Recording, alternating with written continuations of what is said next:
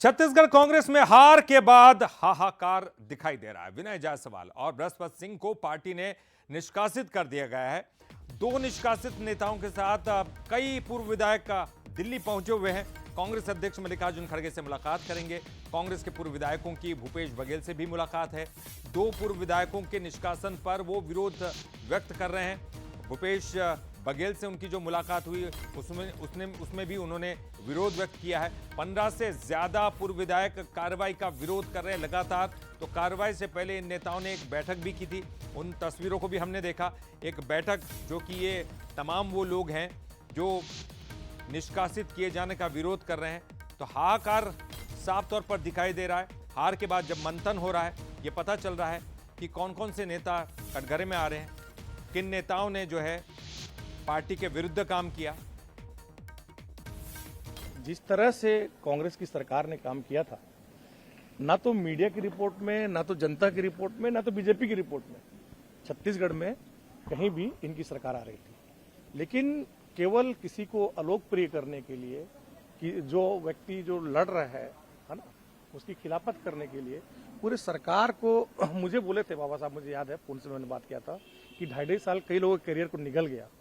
Actually में 2.5 साल ने कई लोगों के करियर को नहीं निकला, 2.5 साल ने छत्तीसगढ़ की सरकार को निकल लिया। तो जिन लोगों ने कांग्रेस को धोखा दिया, जिन लोगों ने लगातार कांग्रेस के खिलाफ बयान दिया, कांग्रेस का सरकार को चुनौती दिया और कांग्रेस हाईकमान को चुनौती दिया, और जिसके कारण कांग्रेस की नुकसान हुई और छत्तीसगढ़ में बनती हुई कांग्रेस की सरकार पराजय हो गई। और उसके बाद अगर उस मामले को उठाया जाने पे अगर पार्टी निष्कासित करेगी या कार्रवाई करेगी तो उसके लिए अच्छा बात नहीं है। इस बात को लेकर हम सारे 15 से 20 एक्सएमएलए हम लोग जा रहे हैं दिल्ली और खड़गे साहब से टाइम लिए हैं और ये सारी बात जाके बताएंगे। चलिए, इस पर ज्यादा जानकारी के लिए हम सीधे बात करेंगे। हमारे साथ मेहमान जुड़ गए। अमित श्रीवास्तव कांग्रेस के प्रवक्ता है, राजीव चक्रवर्ती जी है, वो भी भाजपा के प्रवक्ता है, उनसे बात करेंगे। सबसे पहले अमित श्रीवास्तव जी, आपसे बात करना चाहेंगे, क्या हो रहा है कांग्रेस में आजकल? कुछ लोग पार्टी को छोड़कर जा रहे हैं, कुछ लोगों को आप निष्कासित कर दे रहे हैं।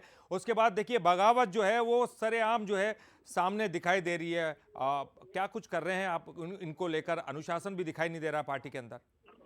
ललित जी, मुझे ऐसा लगता है कि पार्टी में हार के बाद सबको संयम बरतना चाहिए, और जो भी पार्टी के नेता हैं और अगर किसी को किसी से कोई तकलीफ है तो मुझे लगता है पार्टी का एक फोरम होता है और ललित जी, पार्टी फोरम में ही बात रखनी चाहिए, क्योंकि हम सब पार्टी के अनुशासित सिपाही हैं और हम सब अनुशासन से बंधे हुए लोग हैं। अगर किसी को भी कोई पीड़ा, तकलीफ या वेदना है तो पार्टी हाईकमान के फोरम पे रखना चाहिए। मुझे लगता है कि हर व्यक्ति जो कार्यकर्ता है वो अर्थक प्रयास से छत्तीसगढ़ में कांग्रेस को मजबूती के लिए सबने काम किया। हमने बहुत अच्छा काम किया था ललित जी, और सारे सर्वे कह रहे थे कि हमारी सरकार आ रही है। हमने सर्वहारा वर्ग के काम किया और लगातार अगर आप देखेंगे तो छत्तीसगढ़ में कांग्रेस बहुत मजबूत थी। ठीक है, जनता का जनादेश आया है, लोकतंत्र में जनता सर्वोपरि होती है और हम उस आदेश को बड़ी विनम्रता के साथ स्वीकार भी करते हैं।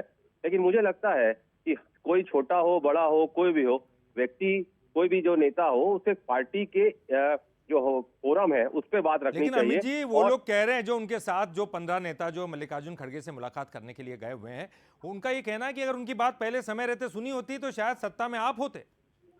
देखिए, अगर मुझे ऐसा लगता है कि पार्टी फोरम में अगर उन्हें कोई तकलीफ थी तो उस वक्त पार्टी फोरम में रखना था।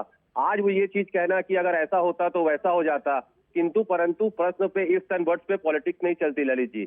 आप बहुत सीनियर पत्रकार हैं, हमारे मित्र हैं, आप बेहतर जानते हैं कि इफ्स एंड बट्स पे पॉलिटिक्स नहीं होती। अब जनता का जो आज जनादेश आ गया है, जनता ने छत्तीसगढ़ कांग्रेस को, हम सबको विपक्ष में बैठने का आदेश दिया है और मुझे लगता है हम बड़ी मजबूती के साथ हम जनते की आवाज को बुलंद करेंगे। और मुझे लगता है कि ये समय जब कठिन समय रहता है, बेहतर है आप हार का मंथन करें, अनुशासन को लाने की कोशिश करें। निश्चित तौर पर हारी भी बाजी एक बार फिर जीती भी जा सकती है। और राजीव चक्रवर्ती जी भी हमारे साथ हैं, बीजेपी के प्रवक्ता। राजीव जी, आप क्या कुछ कहेंगे? आपकी पार्टी का मसला नहीं है, लेकिन ऐसी आग आपने लगा दी कि कांग्रेस में हाहाकार मच गया है। बिल्कुल लगा हुआ है, हाहाकार लगा हुआ है। जो तम पैगम्बार हो रहा है, इस्तीफे का दौर शुरू है, और जो कांग्रेस कहती थी कि लोकतांत्रिक पार्टी है, उसकी कलई खुल गई है। जिस प्रकार से कहा कि एक सूत्र में सब अपने अपने चुनाव में लगे, हालांकि निश्चित रूप से हमारा मामला नहीं है, लेकिन जो आरोप लगाए गए हैं उससे यही दिखता है कि लोकतंत्र तार तार हो चुका है कांग्रेस का। और अपनी अपनी ढकली, अपना अपना राग जो कहावत है वो चरितार्थ हो रहा है। तो अभी देखिए, तो शुरुआत है, आगे क्या होता राजीव है। जी, हमारी लेकिन जिन लोगों ने शुभकामनाएं हैं। पार्टियां छोड़ी हैं, जिन लोगों को निष्कासित किया जाए, वो अगर बीजेपी में आना चाहे तो आप उनको लेंगे क्या? देखिए, तो पार्टी तय करेगी किसको लेना नहीं लेना, मैं उसके लिए अधिकृत नहीं कह सकता। जी। लेकिन एक द्रोह काल और विद्रोह काल जिसे कहते हैं, वो कांग्रेस के अंदर चल रहा है। जिस प्रकार से 2 लोगों की पार्टी 10 जनपद से पार्टी संचालित होती है और एक व्यक्ति को पूरा लोकतंत्र के नाम पे चलिए। टिकट बांटने से लेकर तमाम बातें कह दी गई।